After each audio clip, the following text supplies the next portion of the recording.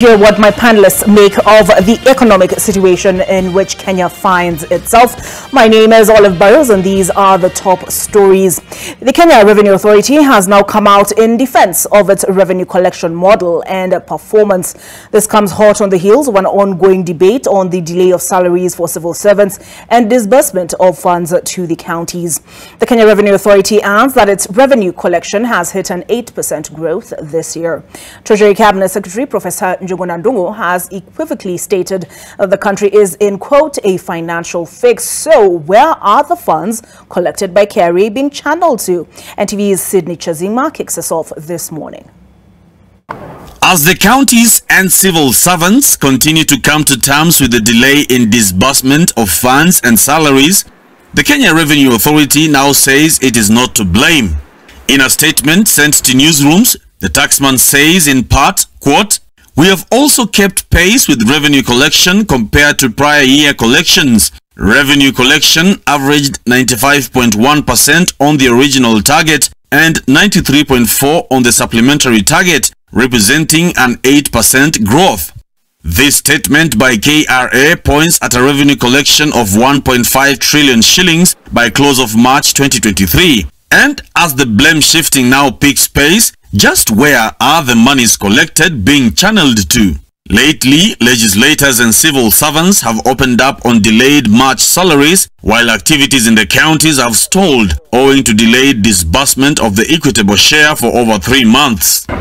While appearing before senators last week, Treasury CS Professor Njuguna Ndung'u urged counties to contend with the little money available, adding that the country is in a fix. Ile pesa mulitoa subsidy wakati mlichukua usukani wa Kenya, mukatoa subsidy ya mafuta ya mangari, mukatoa subsidy ya unga. Hiyo pesa mulipeleka wapi? Hii maneno yenu mnasema sijui Kenya ina pesa, pengine ni kunjificha tu mupore Kenya. In the last 3 months, January to March, I want you to clap for my team. Revenue ya Nairobi tumeongeza by 673 million shillings. Ile ambao tunaokota. Juzi nimeona kwa Citizen TV, counties zingine wanasema mishahara hawezi kulipa. They are not paying their staff. Nairobi, mnapatanga mshahara siku gani? 28th, 29th, kabla ya mwisho wa mwezi. Ni kweli? Sina waka. You know that the division of revenue bill is coming before the Senate. You know me. I am going to fight for Nairobi. I am going to fight for as much resources as we can get allocated to Nairobi. The Treasury CS said the financial difficulties are as a result of underwhelming revenue growth and constrained access to capital because of dwindling borrowing capacity. Data from the Central Bank of Kenya shows that the 10th April 10-year bond auction, one of the ways the government raises funds locally, targeted to raise 20 billion shillings, but the total bids received were 3.57 billion. That's 17.85%. Further, numbers from the National Treasury show that as of 28th February 2023, domestic borrowing stood at 333 billion shillings against a target of 886.5 billion. Meaning that while the country is past the financial year's halfway mark, the local borrowing is 37% off target. This points to lower than desired borrowing and contributing to the government's tough financial situation. The president's economic advisor, David Ndii, admittedly added that the salary delays were occasioned by government staff balancing act between payment of salaries and debt repayment. But even as the KRA distances itself from the cash difficulties facing the government, the country's dire economic situation is likely to dominate the discourse in the coming days as the opposition angles to use the misfortune in their favor in the much anticipated bipartisan talks with Kenya Kwanza. Sydney Chazima, NTV. Marking the end of the long holiday, little festivity was witnessed across the country. contrary to the norm, as a number of Kenyans avoided traveling, blaming the increased transport cost as their setback. The biting cost of living has also forced majority of Kenyans to cut down on their expenses during the Easter holiday. NTV's Ruth Sarmoei interacted with some of the Nakuru residents and reports. For many Kenyans, celebrating the holidays meant traveling home, going out to the entertainment joints, relaxing at home with friends and families, or even spending the day at a public park. But that is not the case anymore. Huwa tuna travel mashamba, tunaenda mashamba. This time hatukwenda mashamba, tumekuwa tu within. Hakuna kitu ya kutuma. Her sentiments are echoed by George Kimondo, another resident of Nakuru who chose to spend his holiday at Nyayo Gardens. He opted to come to town to beat boredom after his children failed to show up to enjoy the holiday with him due to the high cost of transport. Nasikia uchungu, maana hiyo sherehe ningependa kula na familia yangu na wajukuu wangu. Furaha ya mzazi ni kile alicho nacho, kula na wajukuu. Lakini sasa tukisema sasa sherehe ni yangu na bibi yangu, sasa sisi kwetu ni kwenda kuangaliana. Tunaangaliana tufanye nini sasa? Ndio maana nimekaa hapa, sababu nataka kuona wajukuu wakipita. Kimondo, however, remembers life in the old days with nostalgia. Mimi familia yangu hata nachinja mbuzi kama 3. Wakule 2, alafu ile mbuzi ya 3 ni wagawie, waende wakakulia kwao. Lakini sasa hata hiyo mbuzi mahali ya kulisha ni wapi? It is the same reason that has forced many to cut down on lavish spending while channeling the little resources to cater for their daily needs. Vitu zote ziko juu. Unga, mafuta, tunakaa tu hivyo. Be that as it may, not all fish swim in the same pond. To others, holiday remains just that, a holiday, and must be celebrated. Ningepanga kusherehekea nikitoka hapa, ninue kanyama kangu, next nitumie familia yangu kapesa kadogo nao washerehekee kwenye wako. Businesses too have been affected. Willie Kariuki, a professional photographer, would always receive tens of customers on such holidays, but that has totally changed, a clear reflection of the strained cash flow within the economy. Pia Pasaka ya mwaka huu na ya last year ama miaka ambayo imeenda ni tofauti. And while majority of Kenyans have not been able to celebrate the Easter holiday as they expected due to the harsh economic times, they hope that the situation will get better in the coming days. Ruth Sarmoei, NTV in Nakuru County. Speaking of harsh economic times, picture this: you borrow a loan for a family emergency only to end up with a double burden of being swamped by loan sharks before the repayment date even reaches. This is the case of Michael, not his real name, who has been tormented since March. This despite laws prohibiting the same by debt collectors who went as far as forming a WhatsApp group to tell his contacts he would commit suicide if they did not send him money. Gina Kiruri has more. Michael, not his real name, has not been the same since March 28th when he borrowed a loan following a family emergency. Since then, his phone has not been his and neither has his life, which he says has been taken over by loan sharks who call him incessantly. But that isn't all. Threats to him have escalated beyond what he thought they would. 29th, I got a text from one of my friends asking me why I want to kill myself. So that's when I asked them, I'm not sure I understand, please explain.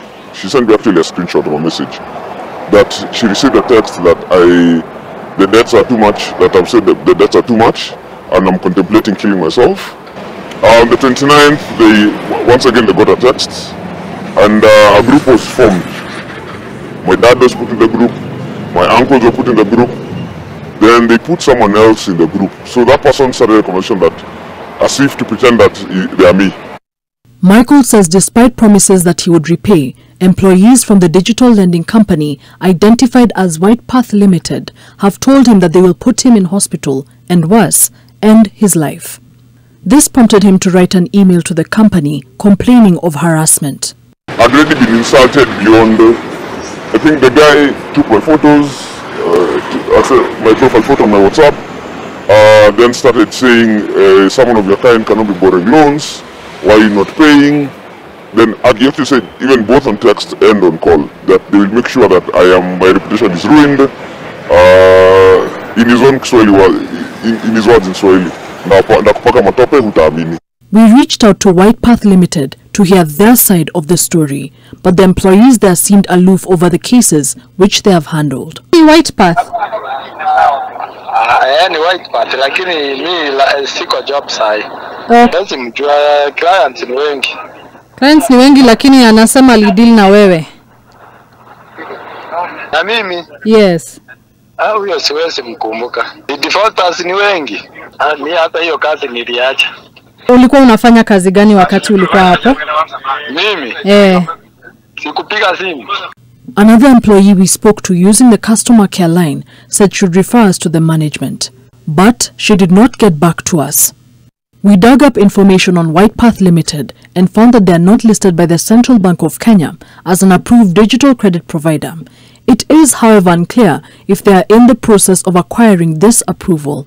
A quick search on the company also shows numerous complaints from clients who have complained about harassment from their employees, as well as a petition launched by one Caroline Kahio to ban White Path Limited on the basis of debt shaming and breaching the privacy of contacting people on a borrower's phone book.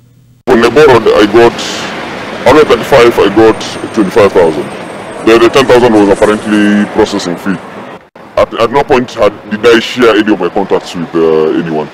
So my presumption was that they pulled my contacts from when you install the app, the permissions that you grant it. I think that's where they pulled.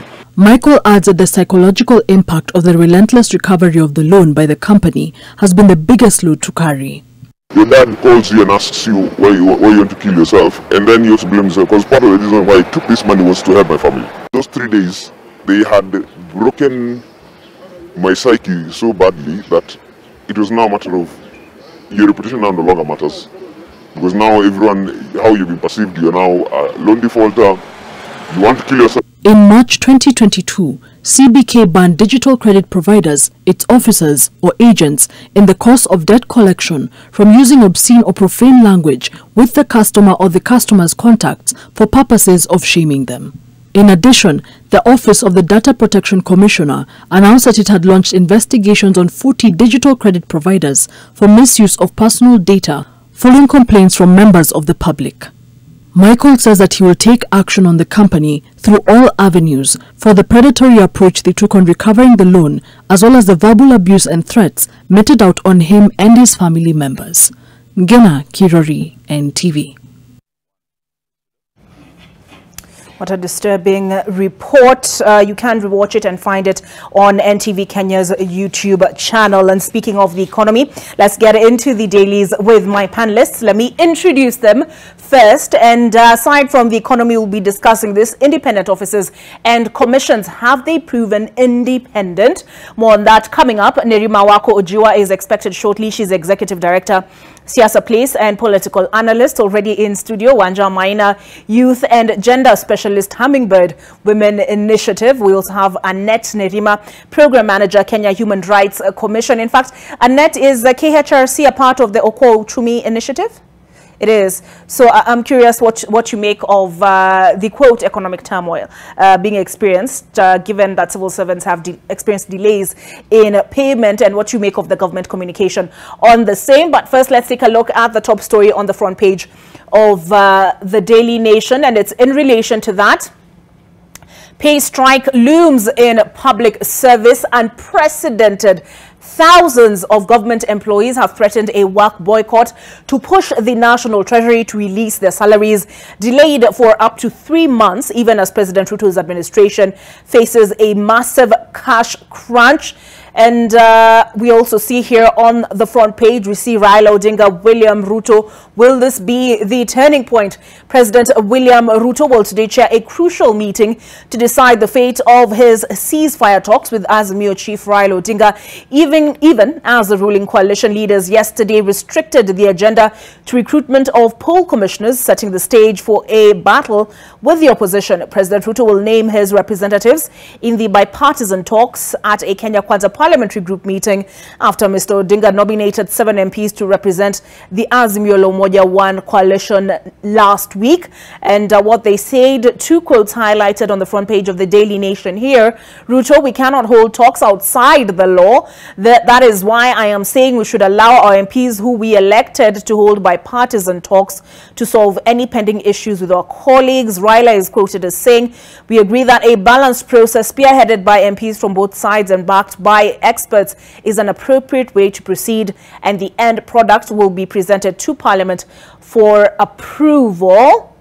And let's see what else is on the front page of the Daily Nation before I take a look at what is contained in the other dailies. History in the making as Kenya's Taifa One satellite goes live. You can follow the launch on social media. More on that on page 3. I believe it's being launched in California.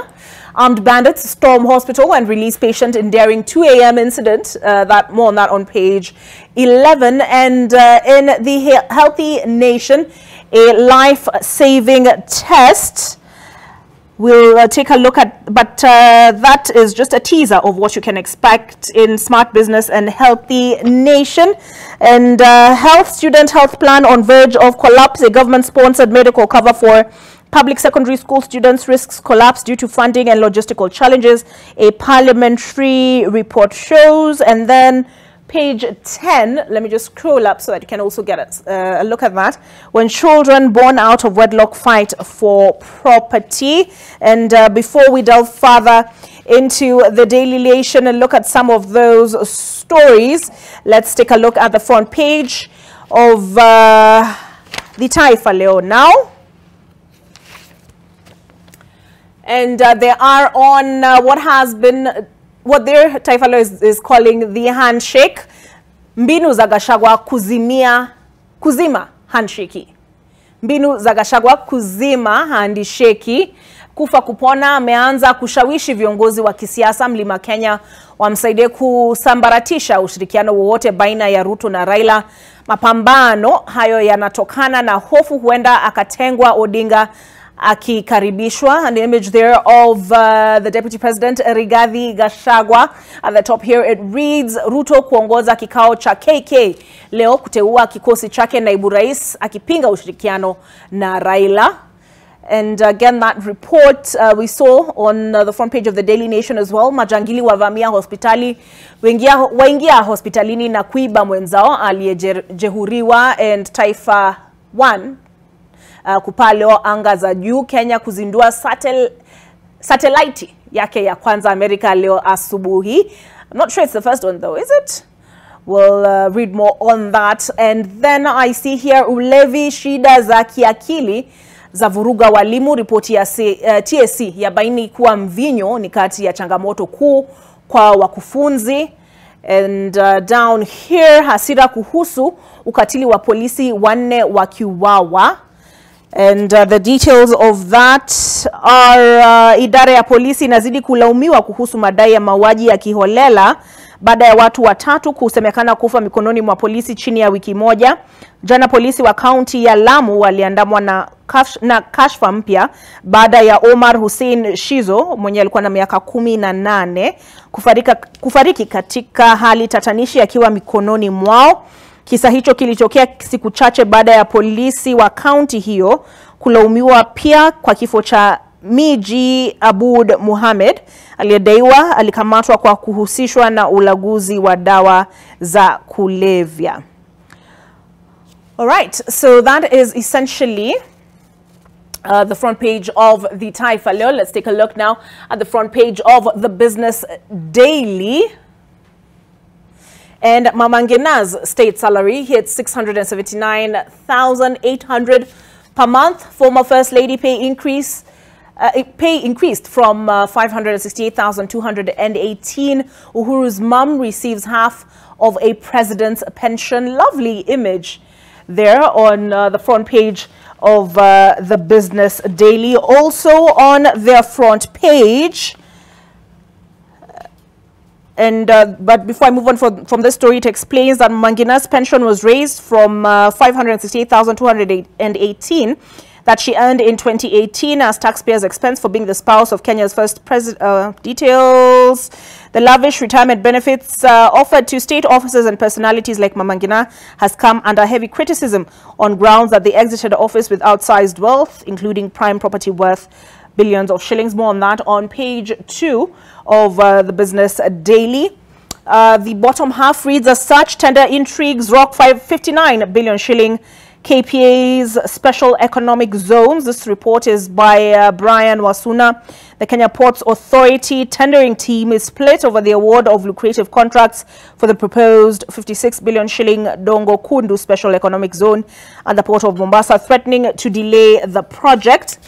And then on the ticker, Kenya's external debt balloons by 344 billion shillings on weak shilling.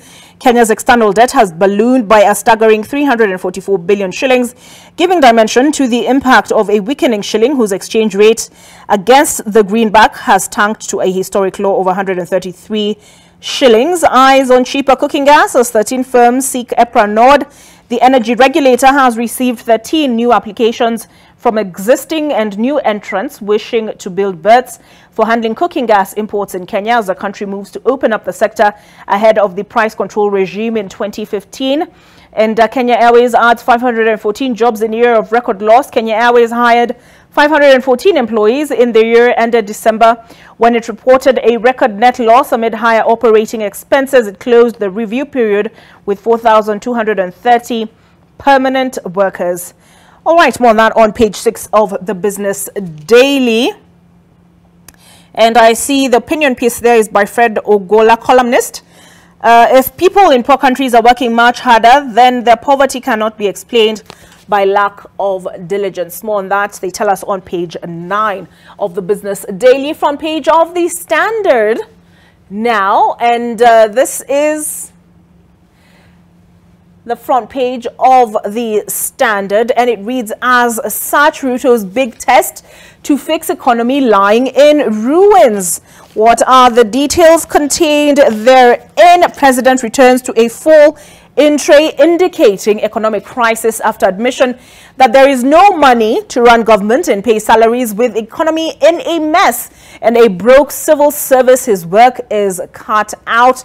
In fact, the image they've depicted there just shows him appearing like he's deep in thought and troubled, but the picture that is cut by Akothe and Ndomosh, her wedded husband, is much different. We can see Akothe dancing there, and Dennis and Esther Koyeyo, popularly known as Akothe, during their wedding at Windsor Hotel yesterday. This image by Dennis Kibuchi, and at the very top here, Keen's fight over billions. Family of billionaire John Keen is fighting in court over inheritance. Children of the first wife are claiming a larger share owing to her contribution in the marriage, and bipartisan talks top of the agenda as MPs resume duty. More on that on page 7. And finally, before I invite my columnists to weigh in on the top stories, front page of the Star now, just to give us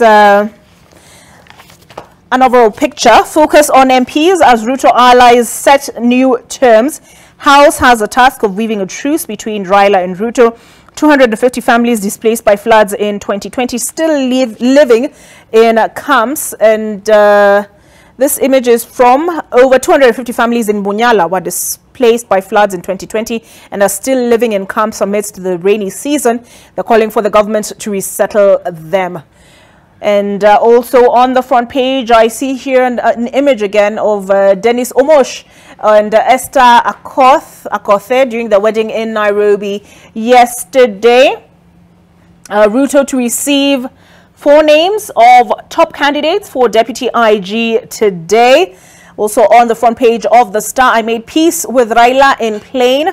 Former IBC chairman Isaac Hassan has explained how he made peace with Raila Odinga over a 2013 unsavory comment made by his lawyer Ahmed Nasir Abdullahi on the opposition chief. Ahmed Nasir referred to Raila as a perennial loser who never accepted defeat. Bandits, as you saw also on the front page of the Daily Nation, and the Taifa Leo bandits raid hospital, rescue injured comrade in a shocking and daring move Armed bandits raided a hospital in Iten and rescued their colleague who was undergoing treatment after being injured in a banditry raid. And I see died in October. Kilifi family wants girl's death in Saudi probed. But I'll flip back over, take a look at the Daily Nation in comparison to the Standard and get the views of my panelists. Annette Nerima, Program Manager, Kenya Human Rights Commission. We also have Wanja Maina, who is a Youth and Gender Specialist, Hummingbird Women Initiative. Pay strike looms in public service, Wanja. When I flip over to the Standard, I see Ruto's big test to fix the economy lying in ruins. A couple of days back, Opiyo Wandayi raised the alarm over the delay in the pay of salaries. He said it was unprecedented. It's the same word that has been used on the front page of the Daily Nation. Kimani Ichung'wah attempted to laugh him off, saying if he has not received his salary, let me just pull up that tweet so that I am quoting them accurately. But essentially, he said, if you haven't received your salary, perhaps it has gone to your debts. He says he was speaking tongue-in-cheek. In fact, he's referenced it. It's the last tweet he's referenced on his Twitter. And he tweeted, my colleague Opiyo Wandayi claims his salary has not been paid. Bro, check your account or manage your debts better. Salaries were paid on Wednesday and Thursday. Maybe yours was wiped out by personal debt, like our national revenues are wiped out by the debt hole the handshake regime put us in. Yesterday, David Ndii, Chief Economic Advisor to the President, was on Citizen TV with my colleague Wahiga Maura, and it seems this is a government that is speaking at cross purposes, right? We saw KRA also release a statement. It was our top story this morning, saying their revenue collections have actually risen. But essentially, what do you make of the fact that civil servants' pay has been delayed? Wanja. Thank you very much, Olive, and good morning, Kenya. Very happy to be here and to just look at the papers. And it seems like that is the top story, and that is the conversation that dominated during Easter as we were celebrating the birth of Jesus. Sorry, not the birth, but the resurrection, sorry. So for me, when I see some of these headlines where they're talking about civil servants not being paid, a lot of disquiet, a lot of back and forth, clearly there's no standard communication from the stakeholders. One is saying there's no money, the other one is saying there's money, it's going to repayment of debts. It really, for me, it's taking back to your average mwananchi who voted for this government on the premise and on the promise of economic prosperity, on the premise that they are going to fix the mwananchi's all problems as soon as possible, who really, the campaign and the organizing principle was really taking people out of poverty, especially those who are at the bottom of the pyramid. So I would ask, if this is facing civil servants, even when I was watching the economic advancement narrative where they are telling us about the origin of the problem and trying to paint the problem, but the question is it really their responsibility to tell us about the problem and the origin of the problem, or to solve the problem, as it were? Because the average Kenyan does not really understand the high, complicated debates of debt, who is owed in the international world, who is owed in the West or in the East. Your average Kenyan is worried about having food, having basics, taking their kids to school. So I wonder if this consistent painting and the over-explanation of the problem, to average Kenyan, you are just contributing to making the Kenyan more hopeless, because the work of government generally, when they are elected, even when they are campaigning, they are elected to solve problems, not to tell us the origin of the problem. Otherwise, what are we supposed to do if they are as helpless as your average mwananchi? So this paints a dark picture. This is problem speaking to the larger problems, and for how long? Okay. Yeah. All right. Hi, Nerima. Good morning. The two Nerimas in studio. We have another Nerima, Kenya Human Rights Commission, who I've introduced to you. We've also been joined by Nerima Wako Ojiwa, who is the Executive Director, Siasa Place, as well as a political analyst. Good to see you this morning, despite the heavy downpour. But I appreciate you ladies being here this morning. Annette, Kenya Human Rights Commission, part of Okoa Uchumi. And so what do you make of the statements by the chief advisor to the president on the chief economic advisor, saying that look at the budget deficit, do not look at absolute numbers? Great, thanks. And I think at this particular point in time, it's safe to say that we are in an economic crisis as a nation. And it's a sad state of affair to even see that the advisor of the president and those in government come out, and in my view, I would say it's make a mockery of Kenyans with this situation. And even as we have the bipartisan conversations ongoing, I think this is a priority that this nation should be discussing right now. And speaking of this, and I think out there we keep on hearing news of we inherited empty coffers. This government, through the handshake, perhaps we are here. My question would be, 6 months into office, what has been done to be able to get us out of this dire situation? And I think even as I sit here, what has really been concerning is seeing the creation of these offices that are unconstitutional, that in my view, again, would just be sending us back to the situation that we are in. And sadly, even as I speak of this, I think the issue of public debt, and I think telling us that last week we collected this amount of money and it went back into repayment of debt. I mean, with the handshake government, we saw that there was no time that public or civil servants were not paid in good time. So for me, I think I'm a bit concerned that the foundations that are being laid already would not be able to take us out of the debt, but rather deepen the debt. And we have seen even in the last 6 months, the government has been able to borrow. There was a promise that we were not going to borrow anymore, but this is happening. And so as Okoa Uchumi Coalition, I think one of the things that we are all concerned about is the management of debt. There's still a lot of borrowing happening, but what we are not being told is how these monies are being managed by the current government, because if they were being put into prudent use, we would already be seeing ourselves in the right path towards addressing the economic situation. And I think speaking of the same and the economy, recently we saw the mandamanos, which were organized around the high cost of living. But with the bipartisan conversation, what we are seeing is that there's a deviation, total deviation from this conversation, which should be taking the center stage of the bipartisan conversations. So it's now being limited to the IEBC commissioners and just the electoral processes of this country, leaving out the main concerns of very many Kenyans, which is the high cost of living.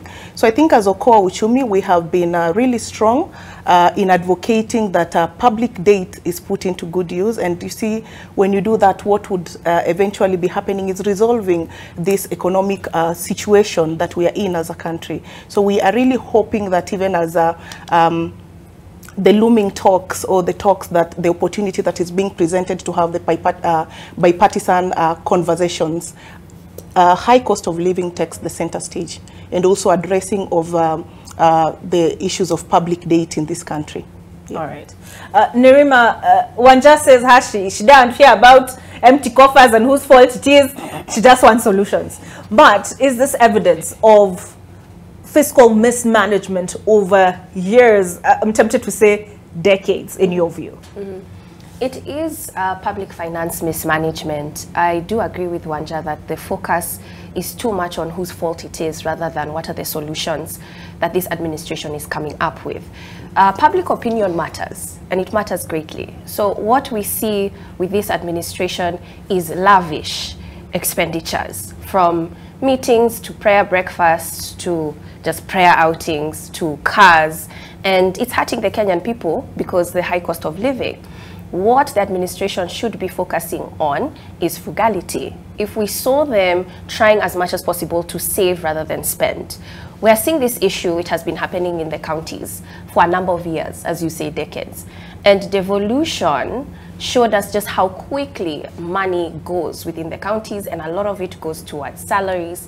And it's not just because of mismanagement or the high number of public service.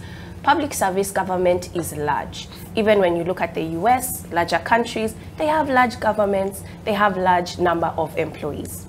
The issue that we have is corruption. When you look at a typical county, public participation, budget allocation, when you see how much actually went towards, say, a facility, when we talk about health, and how much was spent, and when you look at the product of what was produced, it does not match the money that was spent. So we do have an issue when it comes to the management of resources in government generally. And I do think that there's a lack of continuation where we haven't seen a push from the executive. You know, President Uhuru Kenyatta's administration talked about facing corruption a lot, and facing corruption and corruption being a challenge for our country. But then when you go to the grassroots and see what are the actual implications of his goodwill to support the fight against corruption, you can see it. We see in government building signs that say corruption is banned here, corruption is not allowed. You will see the signs. Corruption-free zone. Corruption-free zones everywhere, including where trucks pass through when they are, you know, transporting commodities. In every aspect of our country, we see the signs. But whether it comes to acting on those, we do not see. And I think what we need to push for is accountability. Not just the accountability within. The Auditor General releases reports every single year. What do we do with those reports? And even the average citizen themselves, they do not know the role that they can play to hold government accountable at the county level itself. And so that's where we see a lot of gaps, because the Constitution gives a lot of power to people to hold politicians accountable, but the systems are non-existent. Their information is limited. So it makes it a lot easier for this rampant corruption that we're seeing also at the grassroots. All right, so this is what David Ndii might could describe as the perfect storm, because he was referencing said perfect storm in their manifesto yesterday, and he said this is much larger than Kenya. These are also international forces at play.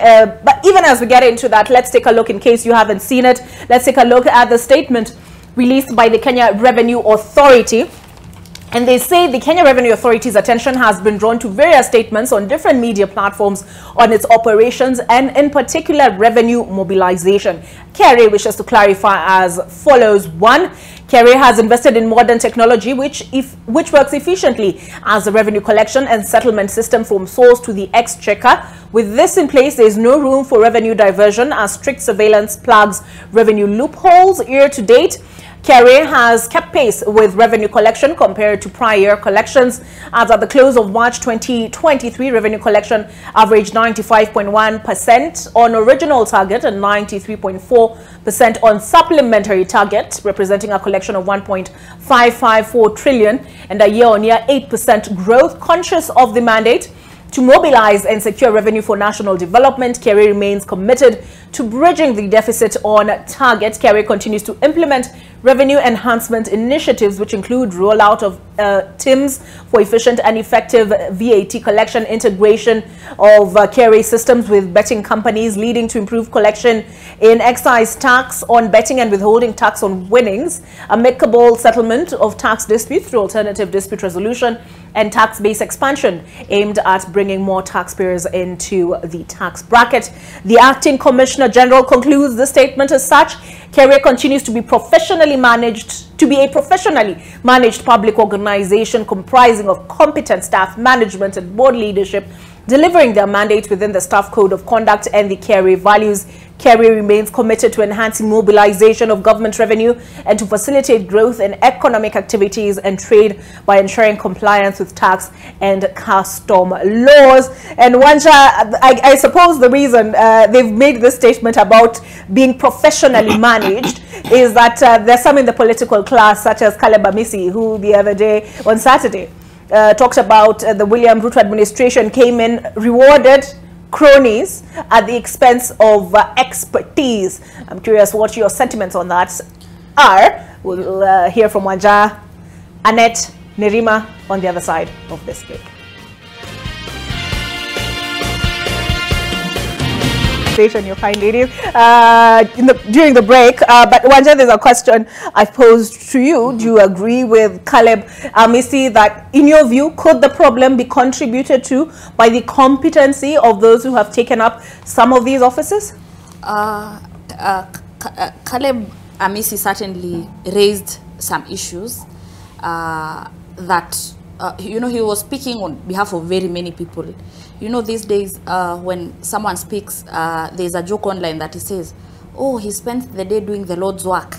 So I think the Lord's work he was doing was just airing the views of very many people. On the issue of competency and ability to do the job, you see, the moment, it seems like since the coming to the position 6 months ago, it seems like they are very disjointed.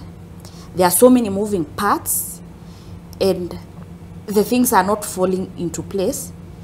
And also remember that it is also, for me, the reason why Kenyans are really getting impatient, it just starts with how the campaign promises were made and how innovative and how promising it was that once we put the Bible down, all your problems are over. So the issue of competence could also be being out of touch with the average needs of your average mwananchi. At a time when people are really crying about the basics, cost of living, it is the same. At one side of the mouth, we are talking about lack of money, empty coffers, but still on the other side of the mouth, we are seeing very many creation of very many offices, office of the spouse, office of this and that. So is there no money? Is there money? It is this, it is that. It is so confusing indeed, and probably that is what Caleb Amisi was speaking into, that sometimes even incompetency, as he put it, was really wondering, are we moving in this ship together?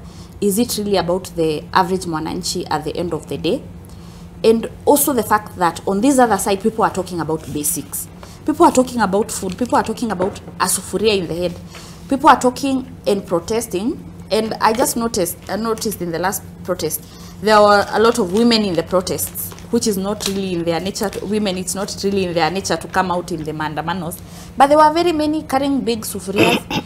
So there is a huge disconnect with the people whom ideally should be at the center of policies and at the center of this development. The other issue really is that issue of money, expenditure, as if to say that there are misplaced priorities. Which one comes first? One of the things that I've noticed the opposition has been really keen on is the issue of subsidies. And one would ask, if there is no money to meet the basic needs of your average Kenyan, but then there is money to create very many offices that have been described as unconstitutional, one would ask, we as the people who elected you are not coming first. And yet it is expected that government development and policies should be pro the people.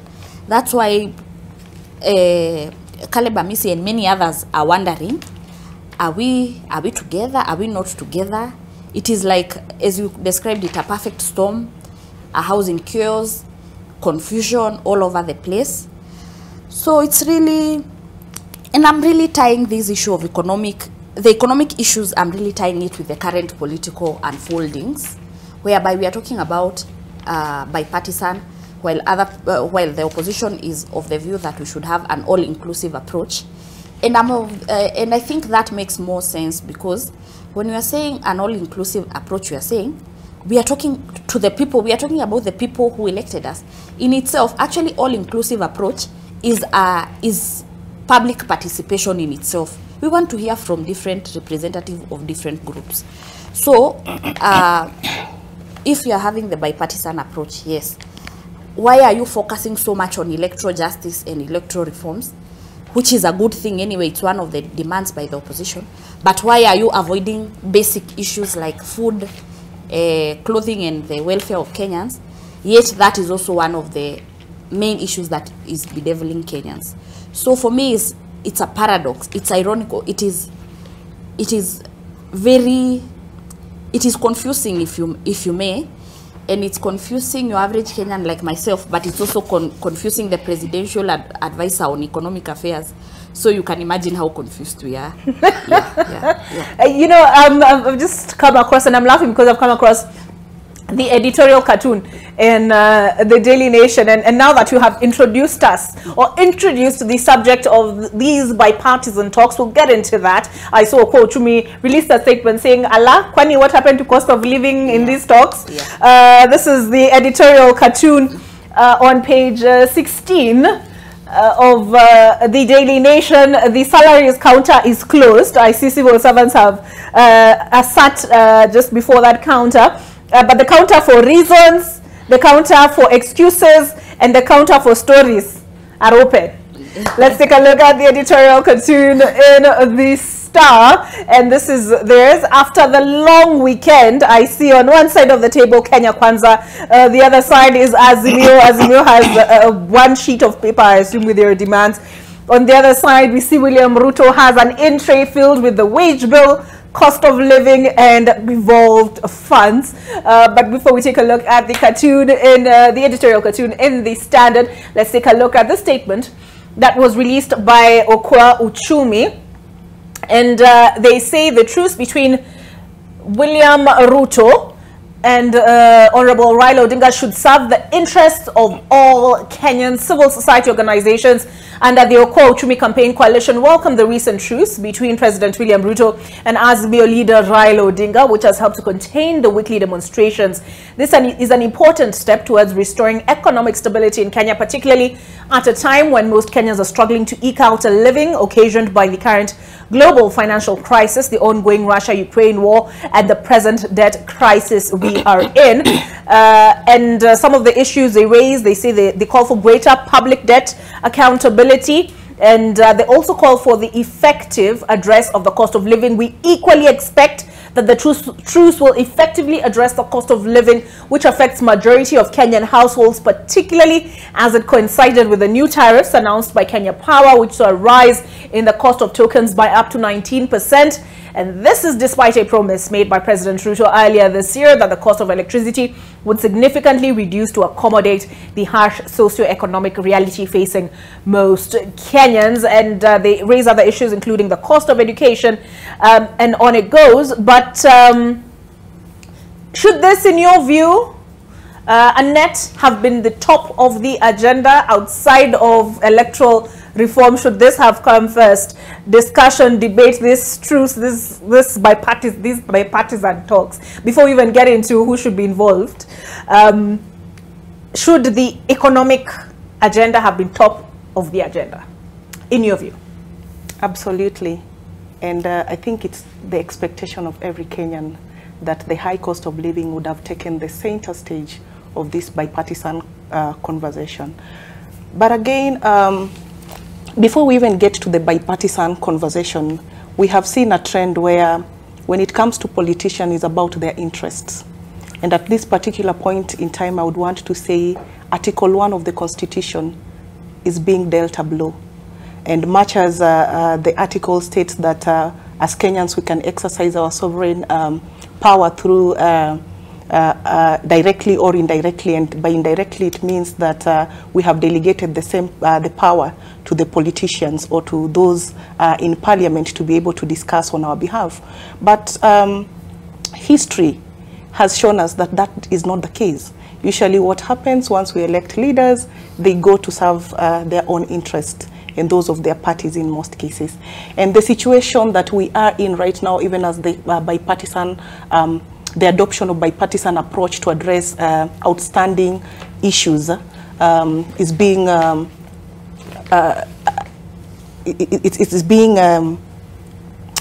agreed to by all and even by Kenyans. I think we really need to delve deeper to first of all understand what is the agenda. It does not, it shouldn't be a conversation that excludes the interest of the common mwananchi.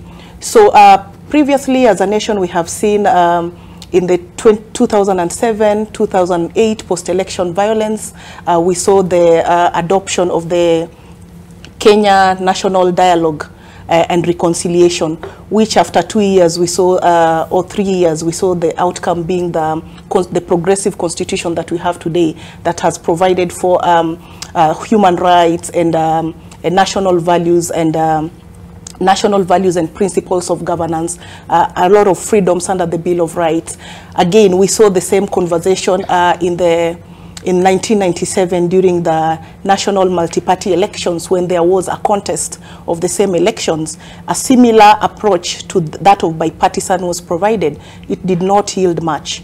Yeah, in the 2017 general elections, we saw the handshake again.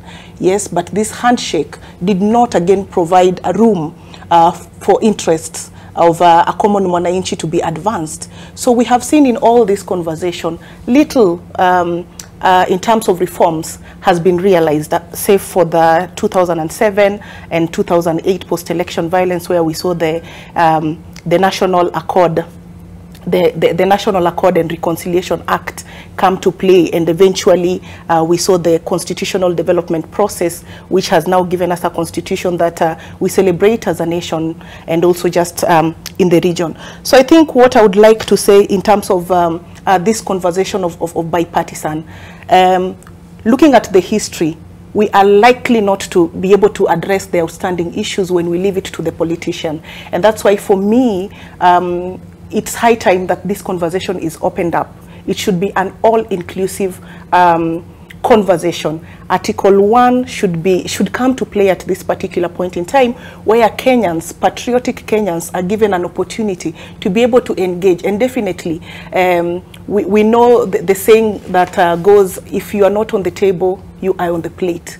We know that our interests as Kenyans are not going to be advanced in this conversation if you gauge from the history of this kind of nature. So the conversation should be opened up, should be able to allow critical stakeholders, be it civil society organizations, faith-based organizations, the professional, the trade, then people in the informal sector should be allowed an opportunity to be able to address the outstanding issues, so that once and for all we are able to come to the root causes that are ailing us as a nation, be it in the political, the economic, and the social, so that we are able to move as a nation forward. All right. So MPs resumed today. And on page 7 of the Daily Nation, they say storm in both houses as MPs fight over the economy. I see the Standard, and this also page 7 of the Standard. I see a story here by Edwin Nyarangi. Demo talks, top list as Parliament resumes. The Star puts it this way. Actually, it's their top story, and they say focus on MPs as Ruto allies set new terms. House has a task of weaving a truce between Raila and Ruto. Deep set rivalry involving the two sides has been playing out. Nerima, what's your take on the format these talks should take? We have Annette who says, you know, Article 1, we should have more people. If you're not on the table, you're not on the plate. You're on the plate. Okay, you're on the menu. Yeah. Interesting that. So I'm curious, these are the people's representatives. Aren't we the ones who elected them? Therefore, they exercise, the Constitution also gives them delegated authority. We did elect them, and the same Constitution also gives us the power to recall them, but there are challenges with recall. But I do believe that our members have forgotten who elected them. When we look at the data from the Kenya National Bureau of Statistics, showing that inflation is at 9.2% in March, in February as well. A lot of the information that's coming out from members is still at blame games. We are past that point for very many Kenyans. And for them, it's really pinching their pockets When they cannot get to work, they do not have work. We're also talking about a country that has a very high population of young people. We've seen the rate of unemployment also remain very high for a number of years. So when we have President Ruto instructing KRA to come up with 600 billion by the end of the financial year, a lot of Kenyans, we would be fine with being able to give that resource to KRA if we could see where the resources were going, if we could feel or see the services being provided to the Kenyan people. But at the moment, even just access to food is a challenge, access to health is a challenge, access to water is a challenge, access to housing is a challenge. And all those things that I've mentioned are our constitutional right, the social rights in Article 43. So I do think that at the top of the agenda, what we're hearing a lot from the Kenya Kwanza side is still blaming the previous administration. And we are not hearing how they are working toward minimizing how much they're spending.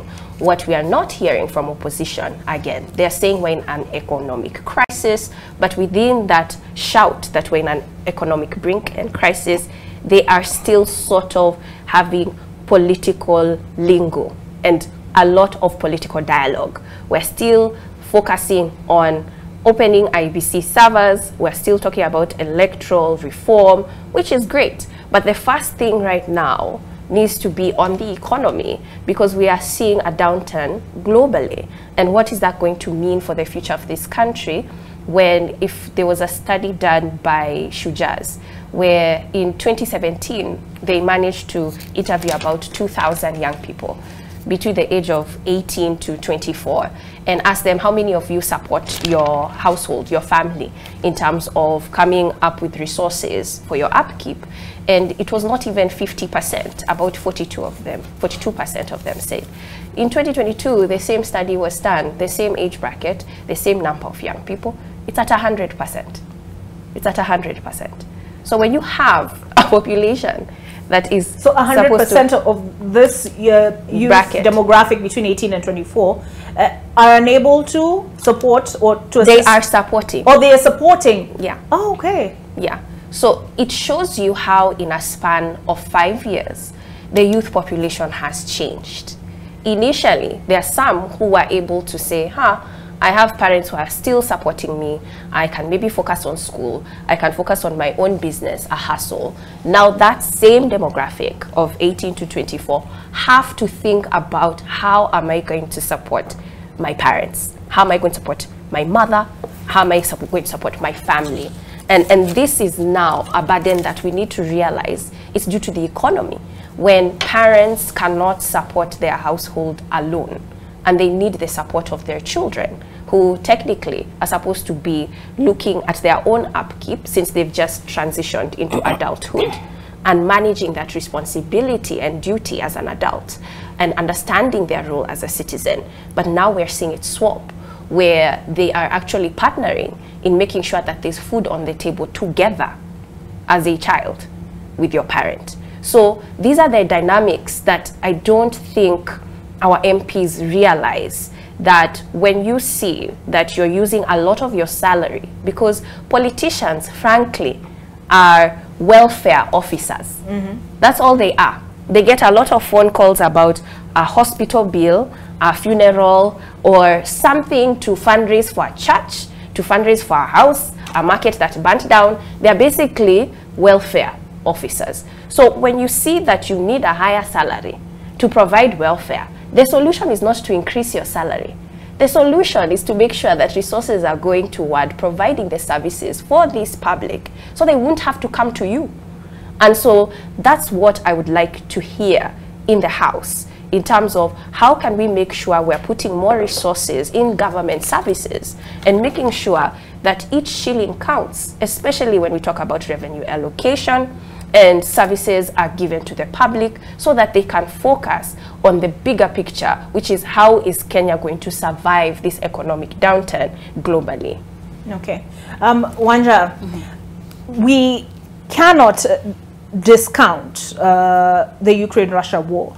The international forces that have been referenced, even by David Ndii, he says Pakistan, for instance, that was an example he gave, cannot is experiencing the same foreign exchange challenges, he claims, that Kenya is experiencing, and therefore is unable to pay for Kenya's tea, the tea that Kenya exports to Pakistan. And so a number of, you can't wish away the debt, level of debt we are under. So what happened then? Because you were also in maandamano, you know, given all these challenges, should the focus be what happened as Azimio with the sufurias? You mentioned the sufurias and women also protesting. Where did cost of living get lost in this IEBC reconstitution dialogue? The cost of living, and I think I noticed just from the very beginning when the president had a presser to talk about there comes a time when you have to be the larger something, to paraphrase, I noticed that there was a major focus on the reconstitution of IEBC, but even as he was extending an olive branch, he didn't talk about the other major issues that, or rather the other 4-point agendas that seem to be that are opposition's priority.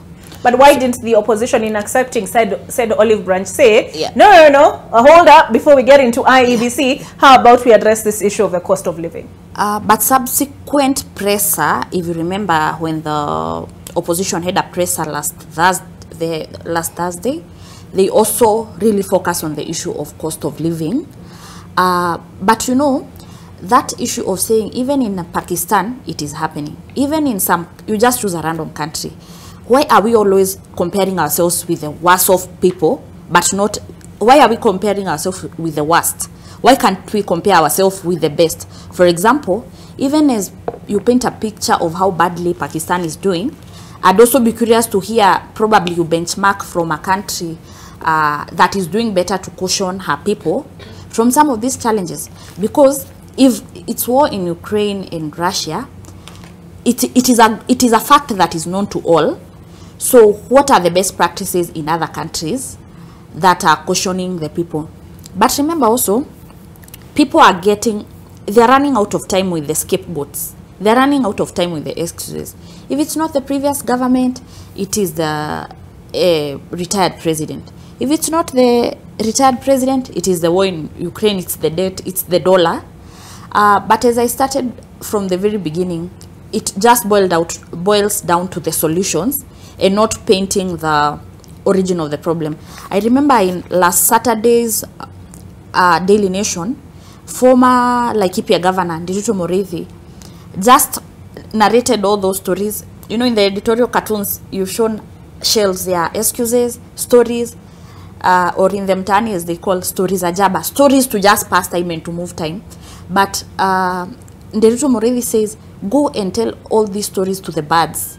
What was he saying? He was saying that you can't constantly paint the problem, assuming it's there, then what? Because that is the job you are given to do, to make the lives of your average Kenyans simpler.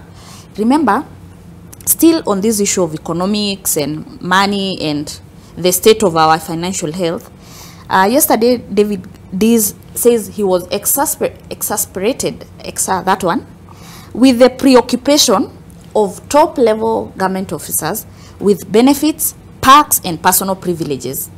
So it seems then it's an issue also of inequality, that there are people at the top of the pyramid who are really having a good time with perks, personal privileges, and benefits. And then now there are people on the other side of the spectrum who are really struggling with the basics. So when all is said and done, if the issue is the cost of living, the opposition has gone ahead to say, we had a caution for that when we had the subsidies. Now there are no subsidies.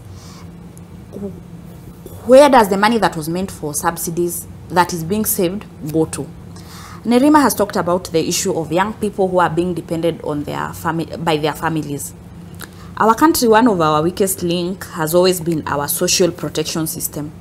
If you're talking about young people who are being dependent in their families, look now at people who are vulnerable, like elderly people, orphans, disabled people.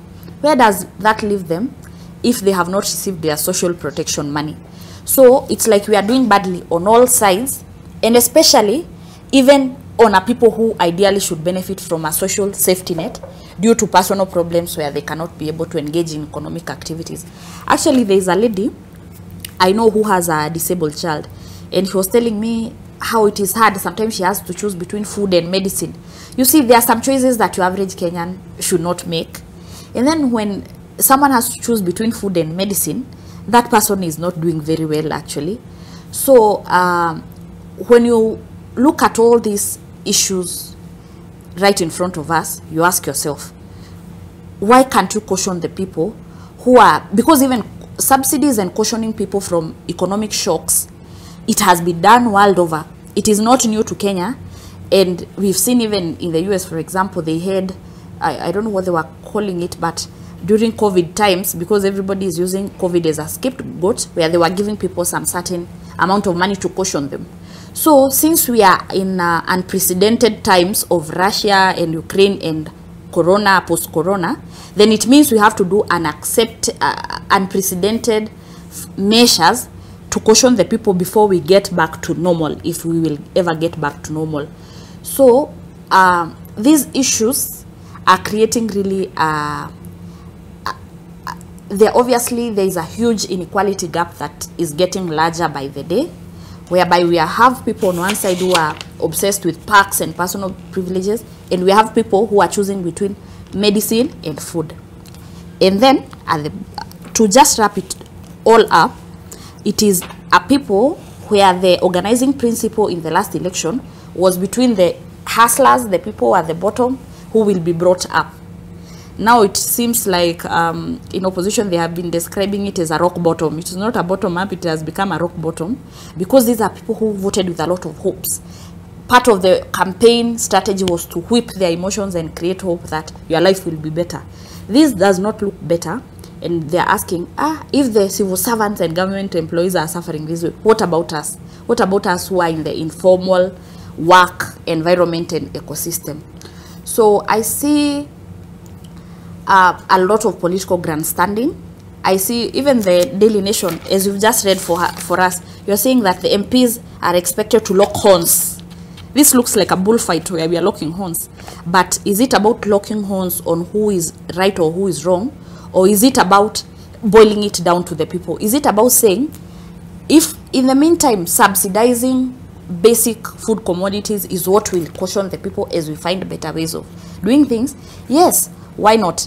But with this political grandstanding, with this you are right, I'm wrong, with this scapegoating, we are missing from the bigger picture. And I think that's how people are gravitating towards the opposition, because it seems like the opposition and the people are speaking the same language. The moment Jeremiah Kioni started the Sufuria movement, and the moment now it has become more like the symbol of these maandamanos where people are dancing with sufurias, it tells you that the opposition and the issue they are raising and the people, in a way they are agreeing on something. And what is that something? Hunger. And we can even look at the symbolism of the sufuria, not only hunger of the stomach, hunger of hope, hunger of our lives getting better, because it has become very expensive. Look at electricity, for example. The Daily Nation is saying that the cost of electricity has gone up, but the tokens have not gone up. It tells you something, because electricity is a big factor of production in any sector, including even education. I mean, you require electricity for your children to do homework. So if at any given time, everywhere you look, there is an increase in the cost of living, but there is no increase in the source of income, then will they meet even the tax targets? For example, you can't, people who are not gainfully self-employed or employed cannot contribute to the tax. So we'll end up now with people filing nil returns, with people really struggling, and it's not even surprising that there could be a connection between what is happening now and the rise in crime in coming days. All right. And Annette, I'm curious what you make of what Wajir has submitted on the question of political grandstanding. Do we have reason to be optimistic, given the narrative that is coming out, especially by those who are in office, because the greater responsibility lies with them. They're in possession of the instruments of power. But speaking of David Ndii, I see Gadara here tweeted, if JOK is too broke to pay salaries, We should start by freezing all payments and benefits to those at the very top, including anyone with Honorable or His Excellency in front of their name, as well as all senior government officials. Then sit back and watch how quickly they resolve the crisis. And I see David D says, or throw in the towel. I am reading some sarcasm in there. Annette, does it inspire confidence? What this political grandstanding has been aptly described by Wanja? So I think what I would make of the same is that what we have seen, is especially the past 6 months of the making of the Kenya Kwanza regime, is the infiltration of politicians in all sectors of our economy.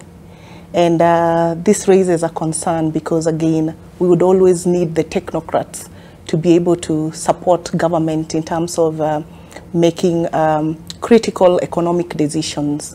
So this has been left to politicians. And what are we seeing? We are seeing our country sinking, you know. Most of the times, again, talking of the same, in the current context, the legal, the constitution, the political context that we are in, largely what we normally see is that there's always incongruence of the same with the competitive politics. At the end of the day, we would see that what would take the day would be the advancing of those political interests. And the result of the same is the lack of transparency, lack of equity, you know, lack of accountability. And coming back to the question, for example, and I think it's basically to send us back to the issue of our constitution and how the same is really right now being affected. I think in the recent past, what we have been seeing, when you talk about cost of production, for example, we are talking about electricity. We would expect that at this particular point in time, we see austerity measures by the government to be able to cushion Kenyans. But that is actually missing. It's not on the table. There's no space for such a conversation. And we continue to see that the action that is being taken by the government at the end of the day does not inspire hope to the ordinary Kenyan, because if those who depend on electricity, for example, are slapped with this high cost of electricity, what does it make? We saw recently that those in business have and those who are using electricity have opted to use gas, and even maybe in their businesses do not use electricity because of the cost. You know, that the cost implication of the same. There's now, recently we saw the CS for agriculture just informing us that he's gotten land, is it in Zambia, to be able to grow maize there. And so in the next 4 months, we are going to be buying unga at 80 shillings. And to any Kenya, any layman, you know, that is really, really concerning. We have a lot of land here. We have farmers here. When you tell them you're going to give jobs to people in Zambia, instead of learning from that and grow maize there, for me, I still see them as promises that will not be met. I still see that as excuses that are unlikely to be met. We saw the GMO, for example, and this just happened immediately after the new government came into being. We saw the introduction of GMO, where most Kenyans did not understand what does this mean. And to many Kenyans, the thinking is when you talk about GMO, you want to kill us with these this new approach. We would want to go organic and all that. You know, there was no any conversation, and it's 6 months down the line. What is the outcome of the same? I know the same has been contested in courts for lack of public participation, but it continues to happen. And talking about the date, and I know during the campaigns, this was one of the agendas for election, and the promise was we are going to reduce our public debt. We are going to use we're going to put our monies, our revenues into good use, so that again we do not continue to wallow in public debt. That is not happening. So what I'm trying to say is that at this particular point in time, every Kenyan would appreciate if government took austerity measures to be able to cushion them in all manner of ways. But we continue to see the happenings which at the end of the day can only be interpreted as no goodwill by the government to be able to address the agenda of Kenyans. And at this particular point, again, I would say it's safe to say that Kenyans were duped into electing this government into place, because and I used to make a joke with colleagues that if at all I had not lived in this country, and somebody comes at that particular point in time and tells me they are going to take the bottom-up approach, the citizens will take the center stage, I would quickly jump to be able to put those people in power, you know. But again, having lived in this country and the history and all that, I think it was quite questionable.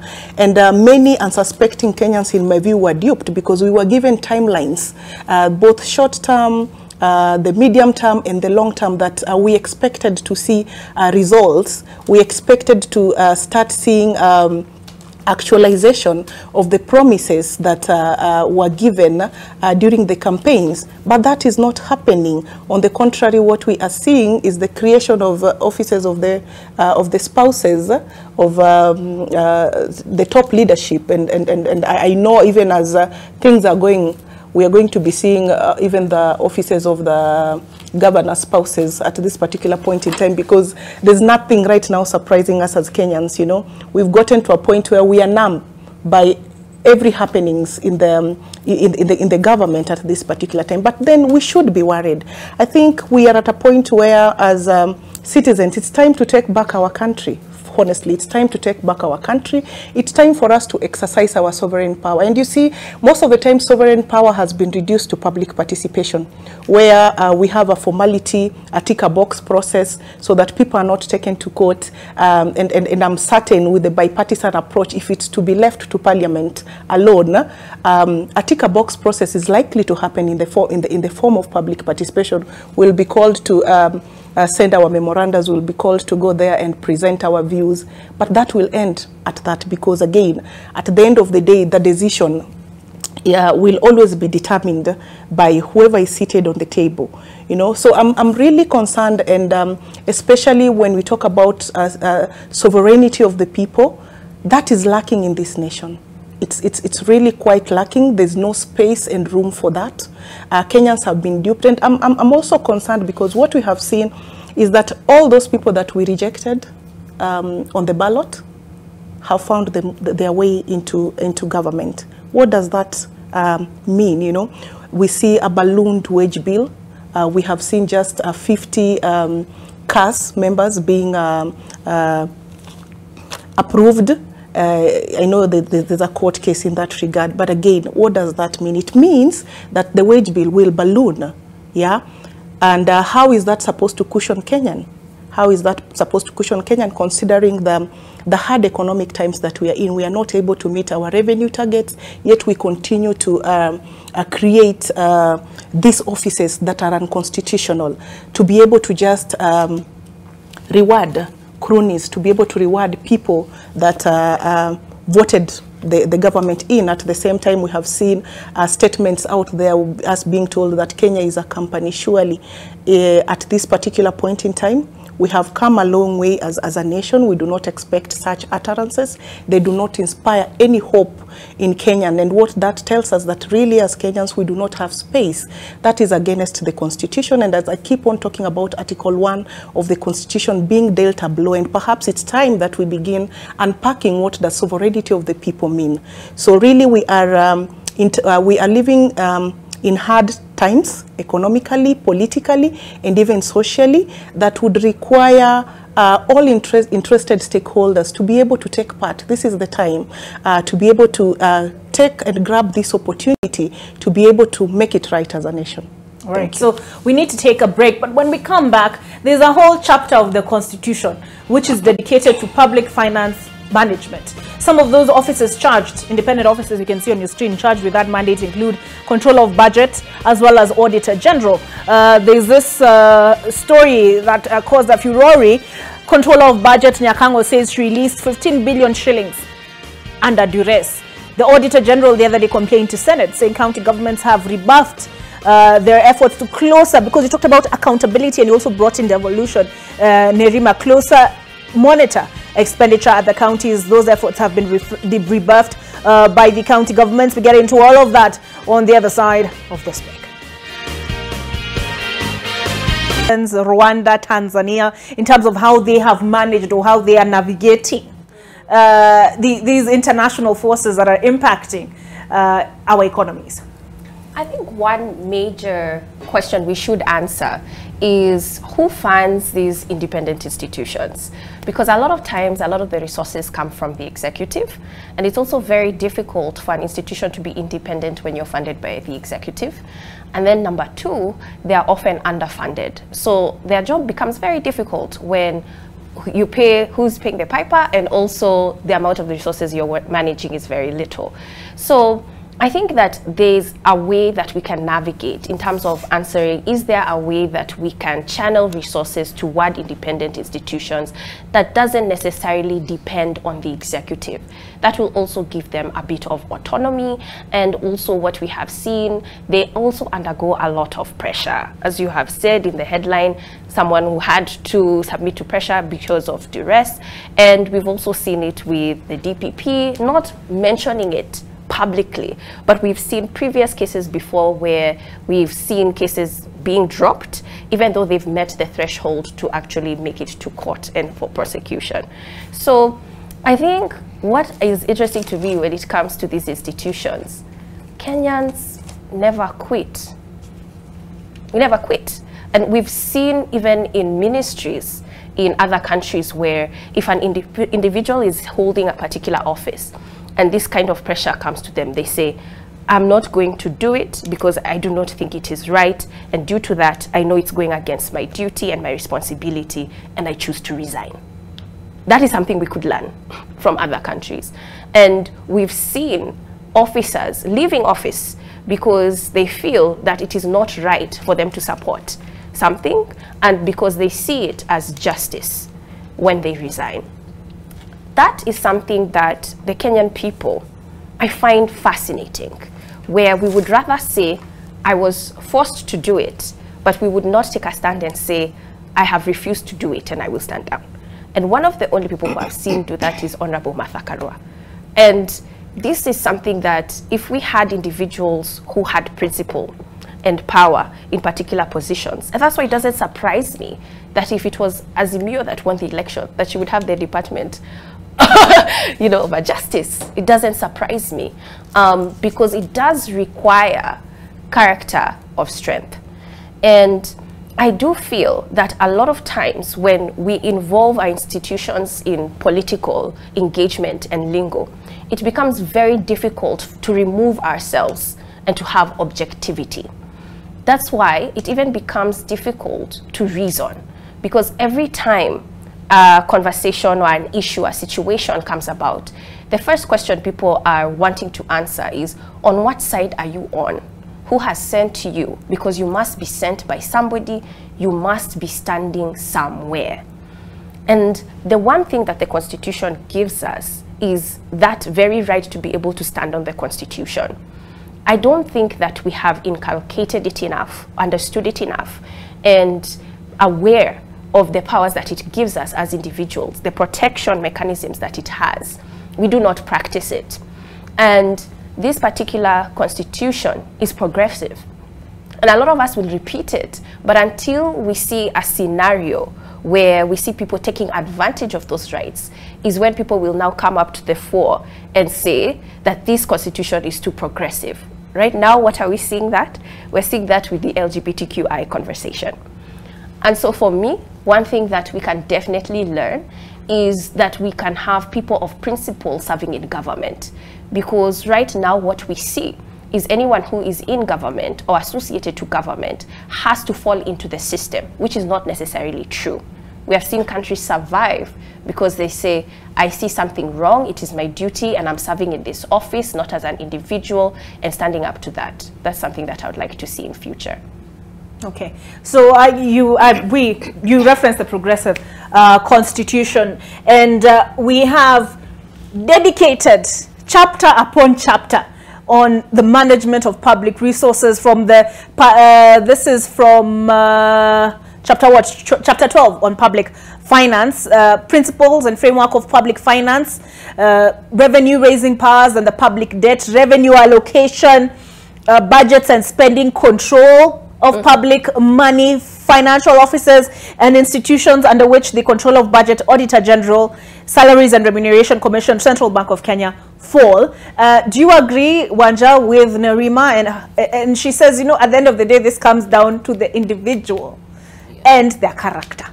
I do agree with Nerima, really, and just to sort of add and say that in the end of the day, there is the Catholic bishop, Bishop Muheria, who talked about political hygiene. He talked about hygiene and character, and that's why there is also chapter 6 documents where when you're getting into office, you produce a list of statutory documents, for example, clearance from EACC, Director of Criminal Investigations. So by the time some of these people are taking some of these positions, it means that they have been given a clear, do we call it bill of health, from this chapter, from the offices that are, they have clearance from the chapter 6 documents. But then again, just back to the independent offices, I see that politics, there has been politics has infiltrated everywhere in all sides. Take an example, for example, the work of the office of the, really, or maybe the Auditor General, when they say that this particular county, they could not account for, let's say, 1 billion or 500 million. The next thing, the person in charge, who is the governor, they'll say that it's political witch hunt from the people whom I defeated. So even before we talk about accountability, the conversation has been hijacked by politics and witch hunt. It is my predecessor, what have you. And number two, if there are proper systems and structures, there should be continuation of services, continuation of accountability. So you'll find that when maybe a particular office bearer is held to account, they blame the previous regime or the previous office bearer. But then again, just to tie it to the politics, because this conversation of public finance is tied to the politics, let's look at our parliament, for example, the issue of bipartisan talks.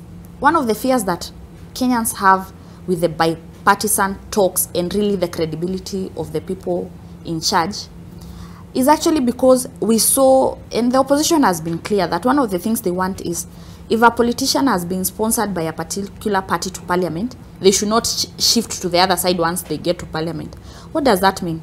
That means that even the parliamentarians that are elected by the people, they shift allegiance and they shift their goodwill that they were given. Because I'm assuming when you're elected by party A, it means that even people endeared themselves to you because of the ideologies of that party. The moment you move to the other side, it also means you shift really the interest of the people whom you're serving. Remember, Parliament is one of the houses of accountability. We expect that they hold themselves in a very honorable way. Really, the issue of devolution, because there was an assumption, or it was anticipated, that once we devolve resources, the lives of Kenyans who have been left behind will be better. But it seems like these are devolution of corruption, other than devolution of resources. Yet again, wastage upon wastage. Even the presidential advisor on economic affairs is perplexed by that kind of wastage. And so I see also office bearers of this independence institution also very worried about their job. So probably they do some of these decisions to take care of their jobs because they don't feel very protected by the law, that if they're in the wrong side of the politics, they might lose their job. So it could be some form of self-preservation where they are just doing it to preserve their jobs, and that tells a lot about how much politics has infiltrated independent commissions. Say, I noticed recently, for example, we had National Cohesion. They were I believe they were on NTV actually, and they were just reacting to the issues. And I remember I was asking one of them, now that you have said that Kenyans are engaging in hate speech and bad things, how about you get the young people who are very active on social media and give them the good content for them to post on the social media? Because we have focused so much on what is going wrong. We are focusing so much on what we are not doing other than what can be done. Because at the end of the day, we are looking at the solutions. So these independent commissions, IBC has himself or herself, IBC itself, it starts with independent. But the moment recently we saw the president giving brief of how IBC is being done, you'd think the president is the spokesperson of IBC. It really speaks into the independent of our constitution, of an office that is an office that has been obligated to conduct elections in the country. Election is actually a national security issue. So you expect them to be as non-partisan as they come. But the moment you see some of the moment the chairman is speaking a different language with his commissioners, it tells you that already politics has infiltrated. And that probably explains why one of the calls by opposition is electoral justice. But in the end of the day, it boils down also to individuals, because even these officers are also individuals who can be able to do the right thing. But if they feel like there is no repercussion for doing the wrong thing, I think most people will certainly choose the shortcut or the road that is, do we say the opposite of the road less traveled, the road more traveled to get out of it without really worrying about the impact. And it still goes back to the people. The people have lost confidence. The other day, the DCI was posting images online, but the Kenyans were able to find them. Some images were actually from Congo. So you wonder, DCI, are you taking sides? DCI, are you trying to paint the opposition in bad light? Is it your role to take political sides, or your role is to maintain law and order? So the moment the public loses faith, because many things happen when people have faith in an office. The reason why people report crime to the police is because you hope that it will be anonymous and action will be taken. But the moment you lose hope, the moment you lose faith, the moment the Kenyans, I know of a lady who was vying in 2022, she told me, from now up to 2027 February, I'll be looking for money, because I know that the currency of politics is money, so that I can bribe everybody. It tells you that even the young people who are interested in taking up leadership have lost hope in the right way of doing things. And so it sort of becomes a snowballing effect where everybody believes, let's do the shortcut. Nobody cares after all. It's all about the money. And it will even affect patriotism in a way, because people will just be, no one will feel as the higher calling of worrying about your country. You'll be worried about the shortcut. After all, it is starting from the top. After all, the wastage of public resources and obsession with privileges and perks starts with top government officials. The fish rots from the top, the backstop with the leadership, but there's no good examples at the top. So the Kenyans will be like, after all, in Kenya, all you need is finding a shortcut and you're good to go. So for me, I see a challenge even in terms of the young people who are the majority in this country. Their sense of hope, they are hopeless, they are tired. So in the end, it affects the national psyche of a people who otherwise would really look up to leadership. Okay. Accountability, transparency and accountability. And that is what some of these institutions were set up by the Constitution to do. When I look at Chapter 15 that deals with independent offices and constitutional commissions, it states that, and this is Article 249, the objects of the commissions and independent offices are: 1, to protect the sovereignty of the people; B, secure the observance by all state organs of democratic values and principles; promote constitutionalism; and the commissions and holders of independent offices are subject only to this constitution and the law, and are independent and not subject to direction or control by any person or authority. On the question of funding, Parliament shall allocate adequate funds to enable each commission and independent office to perform its functions, and the budget of each commission and independent office shall be a separate vote. Why hasn't this been the reality? Because the Constitution says that these officers shall be subject only to this constitution and the law, are independent and shall not subject to direction or control by any other person or authority. It all starts with the architect of the independent institutions and commissions. First of all, the holders of these offices, the leadership of these independent offices are appointed by the executive largely, and also the approvals done at Parliament, which means already at that particular point there's control. The budgets again come from, much as we have a separate budget vote to this independent institution, it's again approved through Parliament. That signifies control. When it comes to functionality and obligation of these independent institutions, what do we see? There are limitations. I'll just look at the money commissions or independent institutions. Talk about the Salaries and Remuneration Commission, for example. Just last year when the governors were retiring, they required to be given gratuity and also pensions. By CRA allowing that, it would mean again ballooned wage bill. But you see, there was that contestation and the politics playing there, because governors just don't want to go home without hefty pensions and huge pensions and also gratuity in that regard, really caring less about Kenyans, about the taxpayer who is supposed to be paying for these monies at the end of the month. When it comes to Commission on Revenue Allocation, for example, it all ends with providing a proposal on a share, on a formula to share revenue. But who is in charge in terms of approving this formula? In 2019, for example, there was a stalemate where it took forever for counties to be able to receive their monies because there wasn't an agreement on the formula to be used in terms of dividing these revenues between the national government and the county government.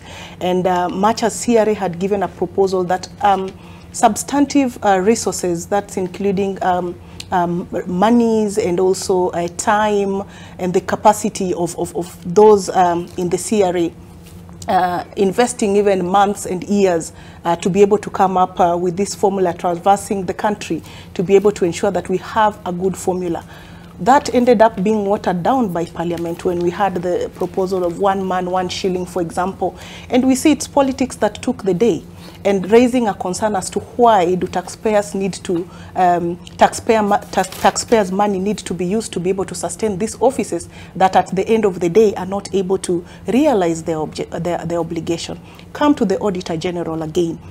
He does a good job, traverses the different counties in this country to be able to just see as to whether in a particular financial year the resources were put into good use. When the budget allows, because there are instances where they have said we did not have tulikosa fair. I'll come to that. And he does that good job and produces a report, which again ends in Parliament. And we have seen, and there are very good evidence that that report is used again by people in certain committees in Parliament to be able to milk monies from the implicated governors, you know, and county officials. And we see that before we have an approval and these reports are put out, it takes months. Sometimes we've seen reports come out after like 2 years, because they were just being used to be able to milk resources in terms of kickbacks and all that from governors, coercing them to be able to give them money so that they get a clean bill of health. What does that tell us? It tells us that the independent institutions by all means can never be free. And personally, I feel concerned because taxpayers' money is used to be able to keep these independent institutions afloat, yet at the end of the day, it's Parliament that takes the day. They're just being used to be as conduits for corruption, you know. That is very, very much concerning. The Salaries and Remuneration Commission, for example, is in court because of the issue on pensions and gratuity. And you see, they have been coerced to a point where you are threatened, you know what, we are going to remove you in office if you continue pursuing this case. That is very wrong. It already tells you that there's no way the independent institutions are independent, as the name says. Looking at the funding, again, over and over what we have seen the executive do to be able to cripple these independent institutions is denying them budgets. In different financial years, we see only monies that go towards recurrent being dispersed to this independent institution to just keep them afloat. You're only able to pay salaries, but not able to discharge your duties. That is one way of crippling them, and we've seen for them to continue doing business as usual is to partner perhaps with other development partners and even civil society organizations to be able to push for the same. So from where I sit, I feel there is a loophole that in regards to how the independent institutions are constituted, and therefore requiring perhaps that particularly the money-related public the money-related or public resources-related independent institutions be given more powers, perhaps for the Auditor General office to consider them be able to give a recommendation on who is supposed to be prosecuted for having perhaps mismanaged public resources in different counties and even at the national government, other than leaving it to the parliament to be able to make these decisions. And if you've noticed, most of the times when it comes to constituting these public or money-related committees in parliament, we see the who is who. Everybody scrambling for those opportunities. That alone should raise eyebrows. Why are people running to these committees? It's because they're committees that you're able to generate resources. How do you generate resources? From the reports of the Auditor General. From the reports of the Auditor General, just making those decisions on who to milk and who not to, and threatening them at the end of the day. So these are things that do not appear in the limelight, but they play out a big role and also continue to cripple the independent institutions. Perhaps it's time also that we are able to have an in-depth analysis on issues of independent institutions and how we can be able to strengthen them so that they are really, really independent, as the name says. All right. And I'll have to leave that in-depth analysis and interrogation for another day. I do have to bring the show to a close.